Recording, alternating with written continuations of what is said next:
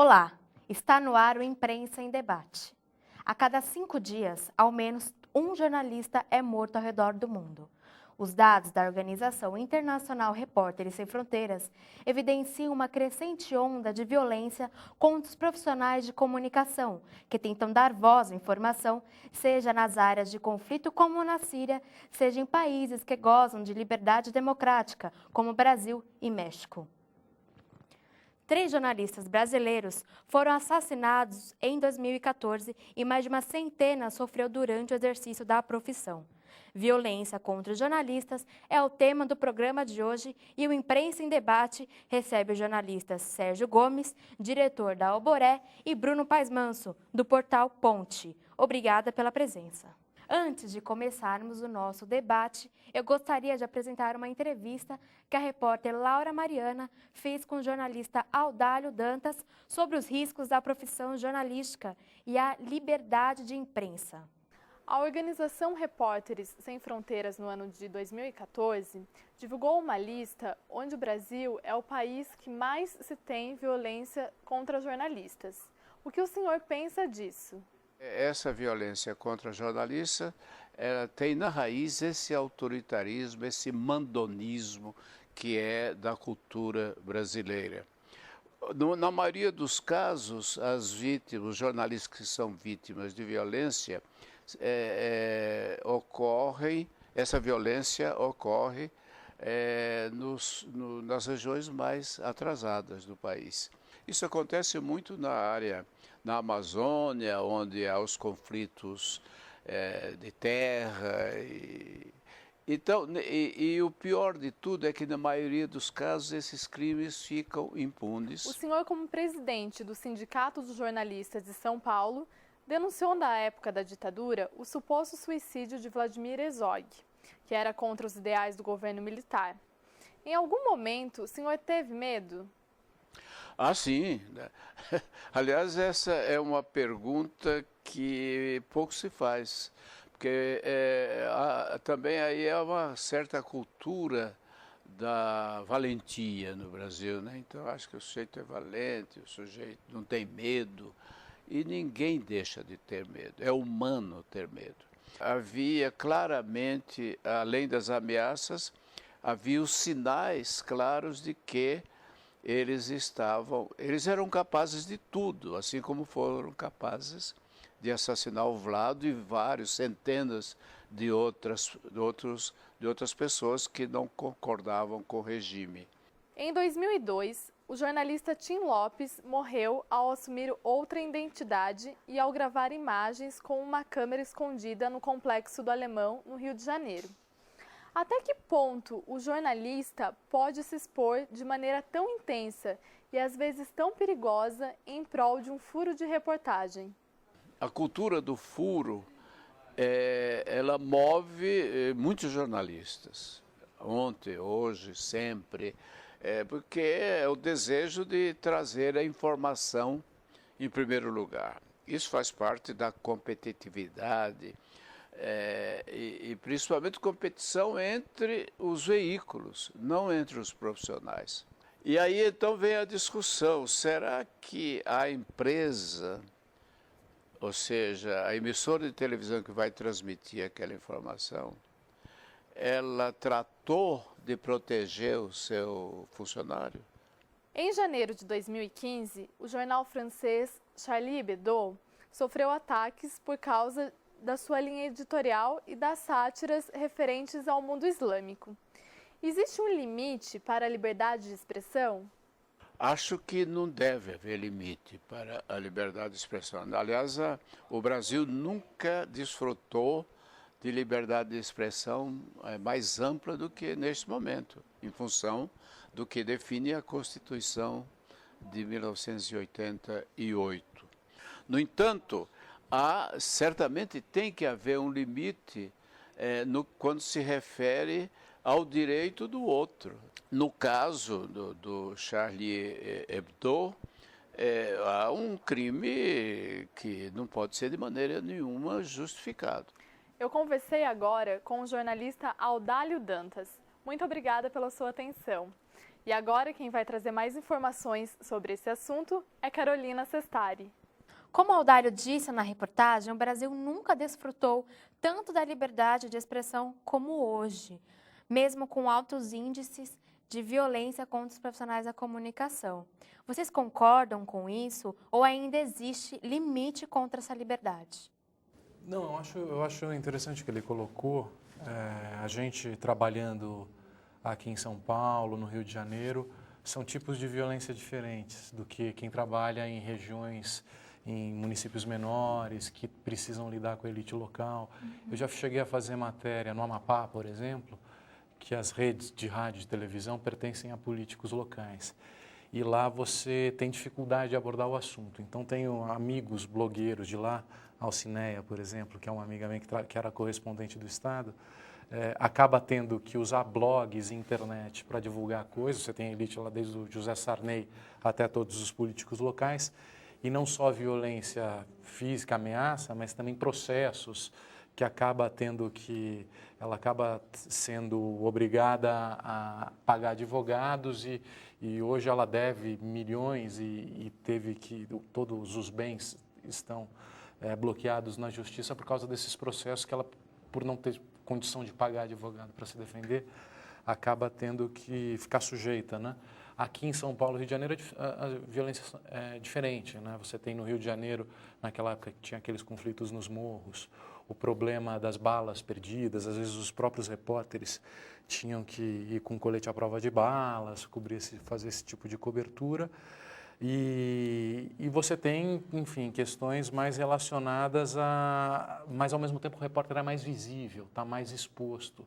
E isso, de alguma maneira, é uma instituição de certa forma respeitada. Isso de alguma maneira dificulta algum tipo de violência contra os policiais. Então acho que os problemas são localizados nesses lugares onde o jornalista tem pouca visibilidade, por causa disso ele está mais vulnerável a abusos de políticos. Não sei se você concorda, Sérgio. Eu queria pegar uma coisa bem concreta, que aliás vai ter que ser examinado. O que aconteceu na noite do dia 13 de junho de 2013? 13 de junho de 2013. E depois temos a passeata do 17 de junho de 2013, que sai do Largo da Batata. Até o dia 13 de junho, grande parte dos jornais patrocinavam a tese de que o movimento de reivindicação para a questão do passe livre, etc., era um bando de irresponsáveis, etc., e que mereciam ser reprimidos. E essa repressão aconteceu na noite do dia 13 de junho. Tropa de choque assumiu o comando político da cidade, investiu contra as pessoas, eram milhares, manifestantes pacificamente ali na Consolação, com a Praça Roosevelt. Eu estava lá, a Ana Luísa estava lá, eu assisti e vi durante mais de meia hora bombas numa desproporção absoluta, não havia por que se fazer isso. Esta é a noite em que se atira no olho da repórter da Folha. De lá para cá, você tem tido uma conduta sistemática da Polícia Militar, com tropa de choque, reprimindo movimentos pacíficos e agredindo, muitas vezes de forma proposital, jornalistas em atividade. Então, quem está por trás da agressão aos jornalistas? Existe essa motivação, tanto do governo quanto da polícia mesmo, em agredir os jornalistas ou não? O que você acha? A minha impressão, eu cobri junho de 2013 pelo Estadão. Naquela época, o comandante da tropa de choque era o mesmo comandante de Pinheirinho, que em São José dos Campos era aquela reintegração de posse, que houve muitas bombas de gás lacrimogêneo, para reintegração de posse em Pinheirinho, que causou vários feridos e tal. A minha impressão naquele episódio é que a polícia, ela estava, de um lado, habituada a fazer reintegração de posse na tropa de choque. Para lidar com multidões, ela atuava ou em estádio ou em reintegrações de posse. Ao mesmo tempo, você tinha um MPL com táticas novas de rua que deixou a polícia completamente perdida. O MPL é um movimento passe livre. Movimento passe livre. Que deixou a polícia completamente perdida. E foi um pouco nessa sequência que o Sérgio falou, na terceira passeata, antes dessa que provocou violência, as fotos dos jornais, uma delas foi até de um policial sangrando que saiu na capa da Folha, acho que chegou a ganhar o prêmio ESSO, inclusive. e que causou uma certa indignação das pessoas, as pessoas com sensação de que as pessoas estavam interrompendo o trânsito, ameaça de caos, os editoriais do Estadão pedindo retomada da ordem, a Folha de São Paulo pedindo a retomada da Paulista. Eu acho que, ao mesmo tempo, houve uma sensação de segurança das autoridades, na escala toda de comando, de resolver a situação. E isso fugiu completamente do controle pelo excesso de bombas, por essa tática de reintegração de posse, de jogar bomba para tudo quanto é lado, e pancadaria como eu não via desde a época da ditadura. Sim, e assim, eu acho que uma manifestação com assim, 10 minutos de exposição de covardia, de gente ajoelhada, apanhando, eu não via desde da favela naval, que foi aquele episódio de Diadema, que houve tortura. Esta ideia de que o movimento social é uma coisa que a manifestação democrática da sociedade, minimamente organizada, com uma plataforma, com reivindicações, etc., isso deve ser reprimido como se isso fosse uma guerra, isso é como se fosse inimigos do Estado. E, portanto, se a imprensa está cobrindo, e deve cobrir, e a imprensa que nós estamos falando hoje não é só a imprensa, a grande imprensa, você está falando de tanta coisa, inclusive das redes sociais, etc., do sujeito jornalista amador. E apurar essas responsabilidades para estancar essa sangueira é absolutamente indispensável. Portanto, os cursos de jornalismo aqui de São Paulo deveriam se encontrar com as entidades que representam os jornalistas, o Sindicato dos Jornalistas, a Associação Brasileira de Imprensa, a Abrage, o Instituto Vladimir Herzog, esse conjunto que vem se articulando para proteger a democracia, para proteger a ação dos jornalistas. É preciso que isso seja discutido, não de uma forma genérica, que ele falou, coisas que estão acontecendo lá na Amazônia. Sim, então, vamos concretamente, mas tem que ter nome e sobrenome. Coisas que aconteceram. É preciso apurar responsabilidades. O jornalismo não pode simplesmente fazer declarações genéricas. A conversa está muito interessante, mas a gente vai para um rápido intervalo. Vamos fazer uma pequena pausa e, na volta, continuaremos a nossa conversa com os jornalistas Sérgio Gomes e Bruno Paes Manso.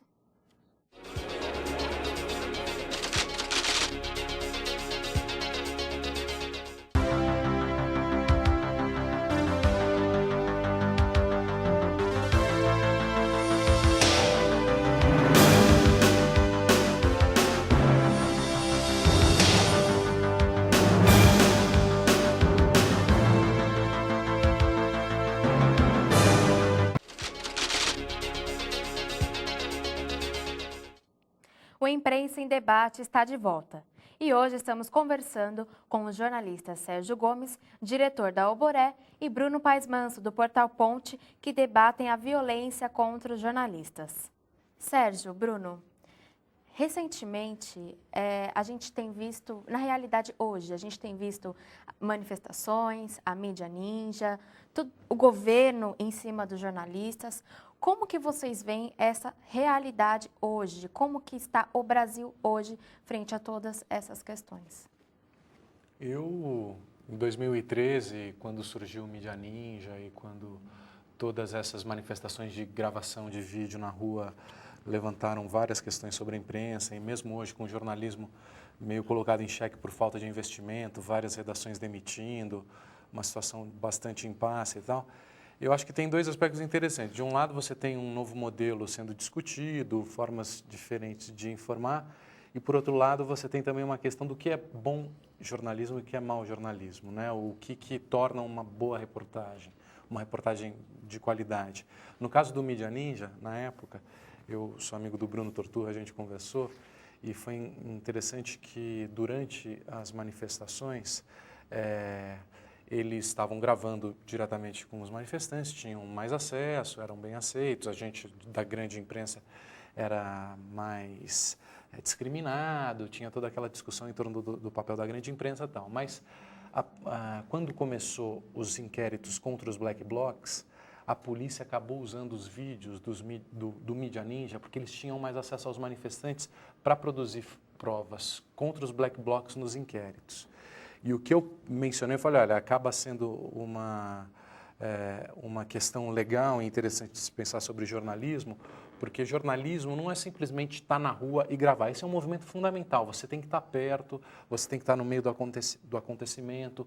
Isso é um movimento importante do jornalismo, mas chega um determinado momento que você tem que subir e ver as coisas de cima e observar as coisas de forma crítica, tentar entender os movimentos, o que está acontecendo, ter um olhar apurado sobre a situação, que a proximidade dos acontecimentos é fundamental, mas tem um segundo passo de reflexão e de tentar observar os fatos com objetividade e ser justo com o que está acontecendo, né? Uma busca de uma matéria que desfaça estereótipos, que mostre as questões que estão sendo colocadas, que é um processo fundamental que o jornalismo precisa bater nessa tecla de que jornalismo é fundamental para a democracia, e a discussão é por que o jornalismo não pode morrer, e essa é a discussão que eu acho que a gente tem que travar no atual momento. Sérgio, você tem alguma posição? Bom, eu digo, eu até sugiro àqueles que se interessam efetivamente por esse tema, que acessem o blog do professor Chaparro, X a Questão. Ele produz ali um material de referência, é um dos coordenadores do projeto Repórter do Futuro. A Alboré faz parte, junto com outras instituições, a Brage, a Ponte, o Instituto dos Avançados da USP, várias outras instituições, há 20 anos que a gente vem desenvolvendo um projeto chamado Repórter do Futuro. Uma das questões, que agora estamos indo para o 14º ano, agora em maio, junho, se realiza o 14º curso de informação sobre jornalismo em situações de conflito armado e outras situações de violência, que é realizado pelo Comitê Internacional da Cruz Vermelha. Então, há 14 anos, cada semestre se realiza um curso aqui, sobretudo voltado para estudantes universitários da graduação que querem ser jornalistas de verdade, para que eles tenham uma noção de quais são as regras. Um repórter não precisa ser um bom jogador de futebol para escrever sobre uma partida de futebol ou narrá-la. Ele tem que saber quais são as regras do impedimento, quando é que pode pegar com a mão, não pode, ele precisa entender as regras. O bom jornalista tem que entender quais são as regras do uso legal da força. A polícia não pode tudo, ela não é uma polícia de invasão contra o nosso povo, ela é uma força pública de defesa do direito humano à segurança. Então, defesa de segurança é a segurança, a tranquilidade do sujeito ir e vir, e para isso há necessidade de forças de segurança, que não podem, exatamente, deformadas por tantos anos de ditadura, mas já se passaram tantos anos desde que a ditadura acabou, continuar se comportando como uma força de agressão à sociedade que a mantém. Sérgio, pegando esse gancho, seu último relatório da FENAGE divulgou que os jornalistas também foram agredidos não só pelos policiais, como também pelos manifestantes. O jornalista também é inimigo dos manifestantes? Como que é? Não, mas quem são? Que manifestantes? Não pode ser simplesmente manifestantes. É como chegar na Síria e dizer os rebeldes contra o ditador Assad. Quem eram os rebeldes? Era o Estado Islâmico, tá certo? Quem eram os rebeldes? É o pessoal que corta a cabeça. Quem os municiou? Então não pode ser simplesmente os manifestantes e o sujeito está liberado. Os rebeldes está liberado. Nós temos que qualificar efetivamente. É evidente que não se deve agredir nenhuma pessoa que esteja reportando. Embora, nesse momento, a gente tenha, basicamente, na rua, jornalistas profissionais e jornalistas amadores. Cada vez teremos mais jornalistas amadores. É como motorista de automóvel. Quando surgiu o automóvel, era muito caro. E ele sucede à carruagem. Portanto, quando veio os primeiros automóveis, o motorista era profissional, o dono, o rico, ia no banco de trás. Depois se democratiza o acesso, produção em série, e todo mundo pode ter o seu carrinho. Agora passa a existir o motorista amador. Então, motorista profissional, motorista amador, como hoje, taxista e as pessoas em geral. Houve um momento que só quem era empregado de uma grande empresa, que tinha gráfica, etc., ou uma televisão, uma rádio, podia ser jornalista. Então, era jornalista profissional de uma empresa. Mas agora, com a democratização do acesso aos meios, que estão cada vez menores, melhores e mais baratos, se democratiza a possibilidade da comunicação dos jornalistas amadores, que deve ser estimulada. Assim como tem motorista amador, jornalista amador. Veja bem, diz o professor Chaparro, antigamente, entre o fato socialmente relevante e a comunicação social do fato, havia um tempo. E esse tempo era o tempo do jornalista, para apurar, para checar, para babá, etc., ver o outro lado. O desenvolvimento da tecnologia foi fazendo com que o fato e a comunicação social do fato se dê no mesmo momento. Neste caso, qual é o papel do jornalista? É só esticar o microfone? É sair com a câmera e filmar tudo sem parar? Ao contrário de dizer que simplificou a atividade do jornalista, ela se complexizou mais. Ou seja, o jornalista tem que saber antes o que ele está cobrindo. Qual é o jogo de futebol que ele está cobrindo? Ele tem que ser, pelo contrário, menos superficial, ter informação, ter um quadro de referência, saber do que se trata, identificar realmente quem são os de cima e quem são os de baixo. Esse jeito californiano de fazer política, de cada um no seu quadrado, e, sobretudo, as pessoas se organizam na hora do lazer, samambaia, cachorro piquenês, não sei o quê, bababá, e desmoralização da atividade cidadã, da atividade política e da atividade sindical. Organizar os trabalhadores é uma coisa antiga, e organizar as pessoas na área do lazer é uma coisa moderna. Ora, eu organizo uma coisa não governamental, temática, e aí eu só converso com a minha gente, a minha batota, a minha grei, a minha capela, a minha seita, a minha batota, a minha corporação. Então, o Facebook, essa aparente democratização, você está em contato com o mundo, na verdade, não está. Na verdade, você está cada vez mais provinciano, cada vez mais bairrista, cada vez mais corporativo. Então, os instrumentos te permitiriam entrar em contato com o mundo. Mas, na verdade, o que está acontecendo é o contrário. E escondendo que essa sociedade nossa tem os de cima e tem os de baixo. Bruno, agora, você acha que as instituições jornalísticas, como a Ponte e a Alboré, qual que é o papel delas nesse contexto que o Sérgio comentou aqui com a gente? Eu vejo a Ponte, a gente está numa frente hoje de demissão nas redações, enxugamento dos quadros de jornalistas nas redações e questões importantes de cobertura jornalística, como segurança pública, direitos humanos e justiça, são cada vez menos cobertas nos grandes jornais. E a gente acha que esse tema é fundamental para a democracia, controlar os desvios de poderes, controlar os abusos da polícia, controlar os desvios em situações nas prisões, que são muito pouco cobertas, o próprio desvios na justiça, no sistema judiciário, tudo isso é muito pouco observado nas redações nos dias de hoje. Só que é fundamental para a democracia, é fundamental como o papel do jornalismo. Então a gente tem essa briga numa situação de dificuldade, desafio do modelo jornalístico atual. Ao mesmo tempo, a gente tem uma postura de profissionalizar a profissão. A gente acha que é importante pagar pelo que é produzido. A gente acha que jornalismo não é uma atividade diletante, é uma carreira que tem que ser valorizada e tem que ser paga e tem que ser feita como um trabalho, lidando muito com essa questão também que aparece muito nos dias de hoje, de jornalismo quase como uma militância, uma dificuldade de você diferenciar jornalismo e ativismo, né? Então, a gente está meio nesse momento, tentando se posicionar nesse quadro de mudança, de transformação e tentando apontar um caminho de por que o jornalismo não pode morrer e o que deve ser coberto pelo jornalismo para a democracia continuar forte. Vocês, como jornalistas de campo, de grandes instituições, como que vocês acreditam que os relatórios anuais sobre a violência contra os jornalistas ajudam a propor melhorias para a segurança dos jornalistas dentro e fora das redações? Eu participei desse levantamento da Abrage, né, das manifestações de 2013 e de 2015. Eu acho que é espaço para reflexão, para pensar, sugestões que são sempre bem-vindas. Teve o caso do cinegrafista da Bandeirantes que morreu numa cobertura. Eu acho que os problemas maiores são dos cinegrafistas e dos fotógrafos, né? Porque eles, de fato, precisam estar no olho do furacão, né, para registrar as imagens. Então, quais os equipamentos de segurança serem usados, problema do gás, problema da bala de borracha. No caso, eu, como repórter, eu tenho uma facilidade de poder ficar um pouco mais distante da confusão, né, porque, enfim, eu estou escrevendo, estou vendo, mas eu não preciso estar na hora da porrada, né, que o fotógrafo tem que estar embaixo do cacetete, né, para fazer o registro e tal, são bem-vindos, eu acho que sem dúvida. É um espaço para debate, sugestões que sempre acrescentam.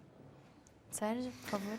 Bom, esses dois aspectos. Uma que são essas questões técnicas, de procedimentos, capacete, colete, onde é que fica, se posicionar e tal, no quadro de que vai ter um conflito.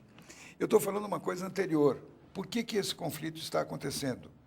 Não há atribuição constitucional para que a polícia haja com tropa de choque sobre manifestações pacíficas. De acordo com as regras, não sou eu que estou falando, são as regras internacionais, que o Brasil é o signatário, portanto, a importância desse curso, que é dado pelo CICV, Comitê Internacional da Cruz Vermelha, que é para que as pessoas conheçam, todas elas, quais são os limites legais da força. A guerra pode tudo, no amor e na guerra pode tudo. Não, não é verdade. Existe crime de guerra. Bom, quero agradecer a presença de vocês hoje no debate. Muito obrigada. Agradeço. Chegamos ao final dessa edição do Imprensa em Debate, que falou sobre a violência contra os jornalistas. Hoje conversamos com o jornalista Sérgio Gomes, diretor da Oboré e coordenador do projeto Repórter do Futuro, e também com o jornalista Bruno Paes Manso, do portal Ponte e pesquisador do Núcleo de Estudos da Violência da USP. Você também pode acompanhar essa e outras edições do Imprensa em Debate no YouTube pelo canal da TV São Judas. Obrigada pela audiência.